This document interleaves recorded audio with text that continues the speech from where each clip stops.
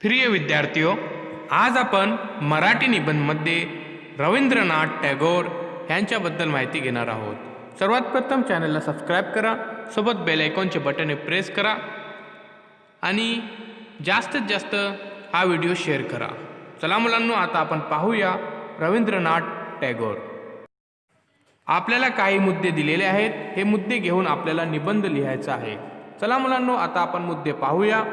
सर्वात प्रथम भारताचे थोर सुपुत्र, लहानपणापासून निसर्गाचे आकर्षण, काव्यरचना व इतर लेखन, गीतांजलीला नोबल पारितोषिक, शैक्षणिक प्रयोग, शांतिनिकेतनची स्थापना, देशभक्ती, जनगणमन, राष्ट्रगीत।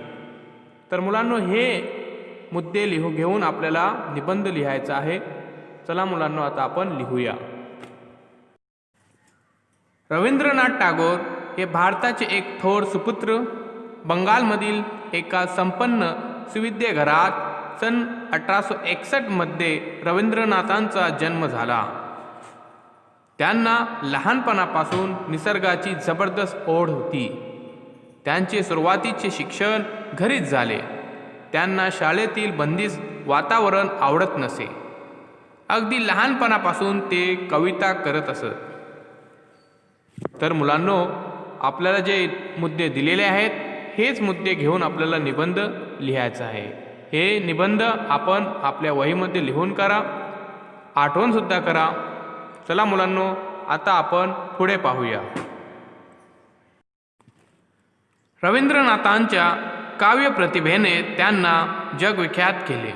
रवींद्रनाथांच्या गीतांजलीला नोबल पारितोषिक मिळाले। रवींद्रांनी इतरही विपुल लेखन केले। शिक्षणाबद्दल रवींद्रांचे फार वेगळे विचार होते। त्यांनी शांतिनिकेतनमध्ये विश्वभारतीचा प्रयोग केला। शाळेच्या इमारतीत वर्गात बसून ठराविक विषय शिकवणे व शिकणे त्यांना मान्य नव्हते। शांतिनिकेतनमध्ये वर्ग झाडाखाली भरत, तेथे प्रत्येक विद्यार्थी आपल्या आवडेल त्या कलेचा अध्ययन करत असत। रवींद्रनाथ हे कडवे देशभक्त होते। वेळोवेळी त्यांनी इंग्रज सरकारला विरोधही केला होता। रवींद्रनाथांनी रचलेलं जनगणमन हे पद आज स्वतंत्र भारताचे राष्ट्रगीत झाले आहे।